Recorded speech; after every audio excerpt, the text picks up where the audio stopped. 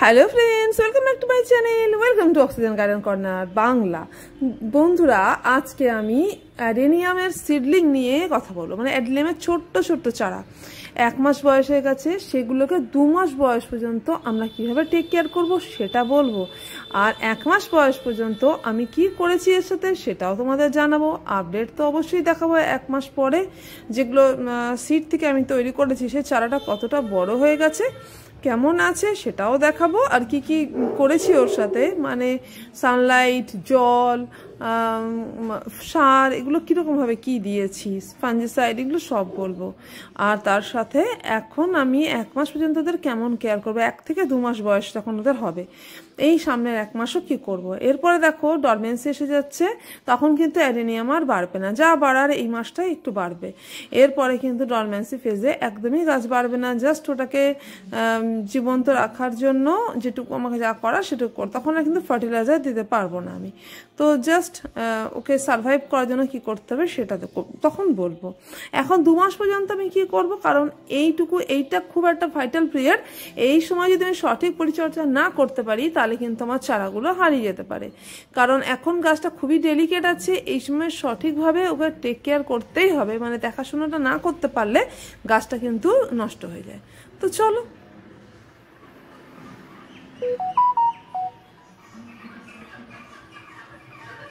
দেখো এবার আমি আপডেট দিচ্ছি তোমাদের, মানে 1 মাস বয়সের, মানে 1 মাস পরে কেমন আছে এটাই দেখো। মানে যখন সিড ছিল সেটার থেকে 1 মাস পরে তো দেখো কতটা বড় হয়েছে গাছগুলো আমার, বলো তো। ছোট ছোট গাছ, 2টো ট্রেতে আমি করেছিলাম, দুটোর মধ্যেই চারাগুলো দুটো ডিফারেন্ট ভ্যারাইটির অবশ্যই। তা একটা হচ্ছে মাল্টিপেটালের, এই বড় ট্রেটার মাল্টিপেটালের এইগুলো, আর ওটা হচ্ছে সিঙ্গেল পেটালের। তো মাল্টিপেটালটা যেমন দেখো চারাগুলো একটু ছোট ছোট আছে, আর যেটা সিঙ্গেল পেটালের ওটা কিন্তু একটু বড় হয়েছে, এর বৃদ্ধিটা ভালো। এরও আর একটা কারণ আছে, এটা একদম মাল্টিপেটাল যেটা সেটা খুব ছোট্ট চারা গাছের ফুল ছিল, একদম প্রথমবার ফুল হয়েছে, তার ফুলেই সিড পড হয়েছিল, সেটা কেমে করেছে। তো দেখো 1 আর 1.5 ইঞ্চির মধ্যে এদের গ্রোথ, মানে 1 ইঞ্চিটা হচ্ছে যেগুলো মাল্টিপেটালটা, আর 1.5 ইঞ্চিটা হচ্ছে যেটা সিঙ্গেল পেটাল, ওর গ্রোথটা হয়েছে এরকম। তো ঠিক আছে, এবার আমরা দেখো কিছু কিছু গাছ দেখায়, দেখো কিরকমভাবে নষ্ট হয়ে গেছে, ড্যামেজ হয়েছে। তার কারণ হচ্ছে ছোট ছোট পাখিরা কিন্তু তুলে তুলে খেয়ে নিয়েছে। মানে আমি জায়গা মতো ঠিক মতো রাখিনি, আমি রেখেছিলাম ছাদের উপর, ভাবলাম ওই দেখো ওই উপরটা রেখেছিলাম যে একটু রোদ পাবে, ছায়া পাবে, তো পাখিরা খেয়ে নিয়েছে। তো চলো 1 মাস পর্যন্ত আমি এদের কি করেছি সেটাই বলবো এবার। তো কি করেছি দেখো, সানলাইট দিতে হবে, মানে সূর্যের আলো এদের দরকার। আমি যখন ওদের বয়স মোটামুটি সপ্তাহখানেক হয়ে গেছে, তারপর থেকে আমি সূর্যের আলোতে ওদের বার করেছি, মানে এই যে এরকম জায়গায় একদম ডাইরেক্ট সানলাইটে রাখিনি, দুটো গাছের ফাঁকে রেখে দিয়েছি। সকাল থেকে ও কতটা তাপমাত্রা পেয়েছে, মোটামুটি ধরো দুপুর 12টা পর্যন্ত ওকে সানলাইট আমি দিয়েছি এইভাবে, মানে গাছের ফাঁকে ঢুকিয়ে, মানে হালকা হালকা রোদ পেয়েছি। এরপরে কিন্তু আর রোদ পাইনি। তারপরে ধরো এবার আসতে হবে আমি জলের কথায়। তো রেগুলার ওয়াটারিং করতে হবে, মানে সবসময় প্রতিদিন জল চাই, মানে এই জলটা যদি এবার না দিই না তাহলে কিন্তু গাছগুলো এখনই শ্রিঙ্ক করে যাবে। অনেকে বলে আমাকে তাদের সিডলিংগুলো অতটা মানে ছোট অবস্থাতেই অনেকটা শ্রিঙ্ক করে যায়, শুকিয়ে যায়।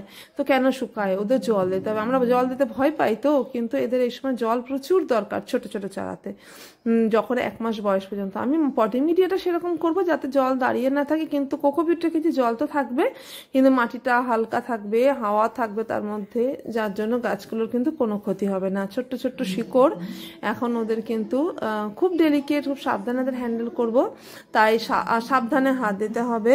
দেখো এরকম জল দেখছো তো কেমন জল আছে। আজকে কিন্তু আমি আর জল দেবো না, জল কিন্তু আবার আমি কালকে দেবো।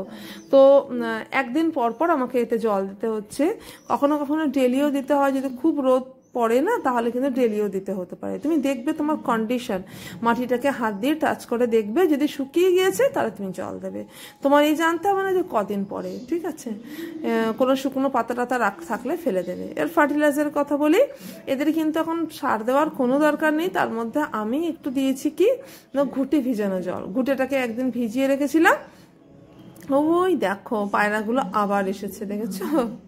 ওরা ওখানে বসে বসে বদমাইশি করতে, ওদের কাছে আমি আর খাবার এইটাকে রাখছি না, মানে ওরা কি কিউরিয়াসিটিতে দেখতে যায়, বুঝতে পারছো যে কি করেছি আমি।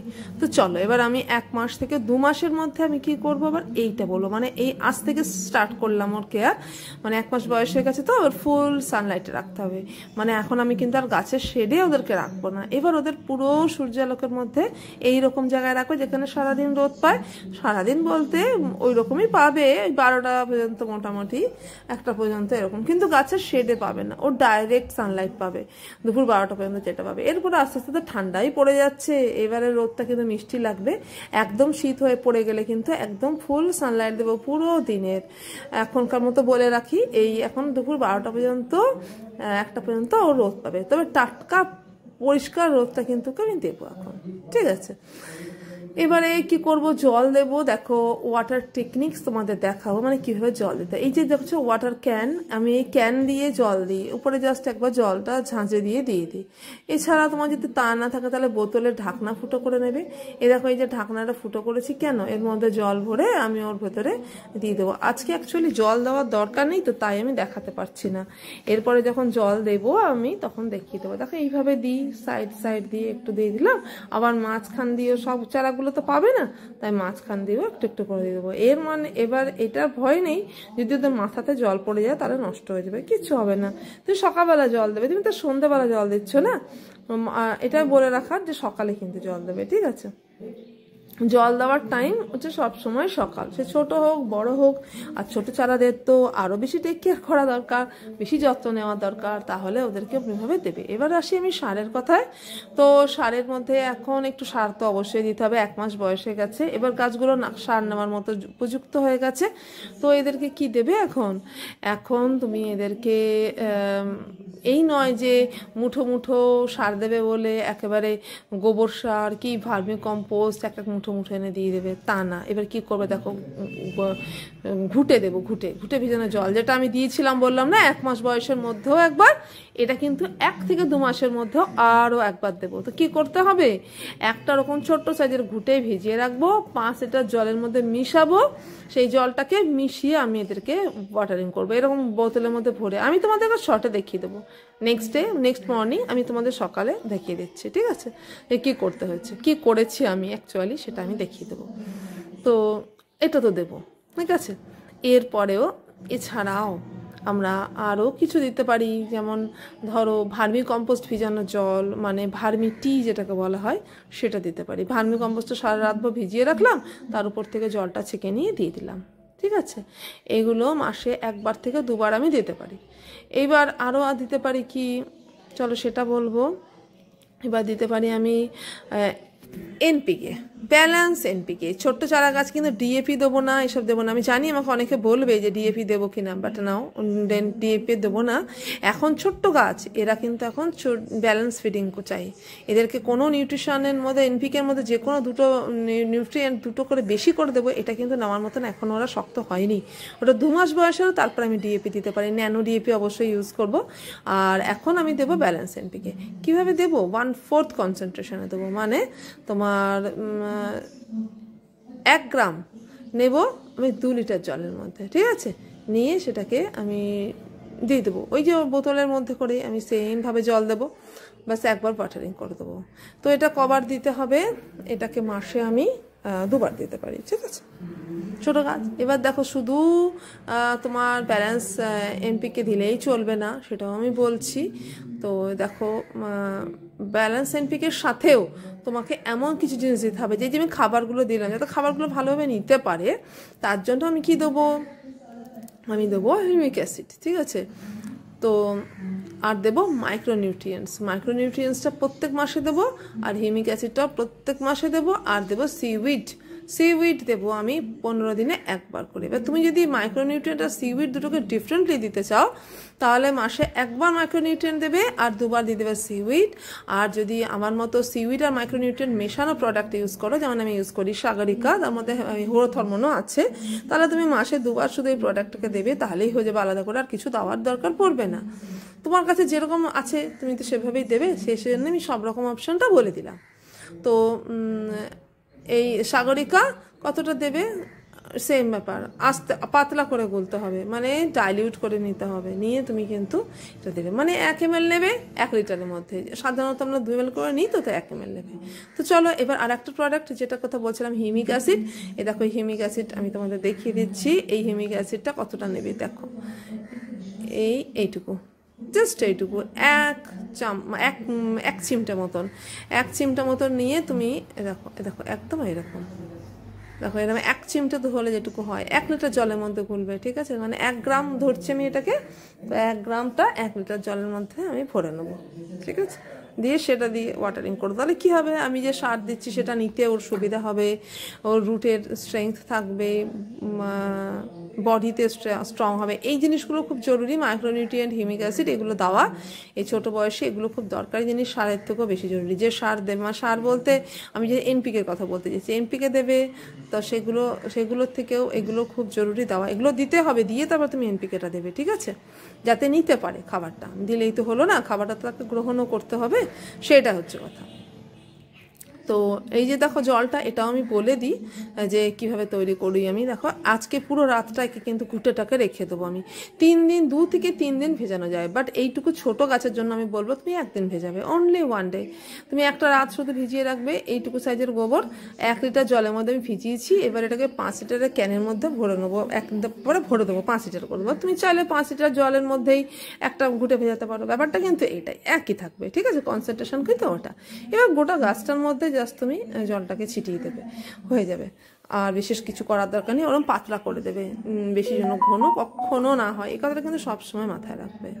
এবার ফাঞ্জিসাইডের কথা বলবো। ফাঞ্জিসাইড এতে দিতে হবে, ঠিক কথায়।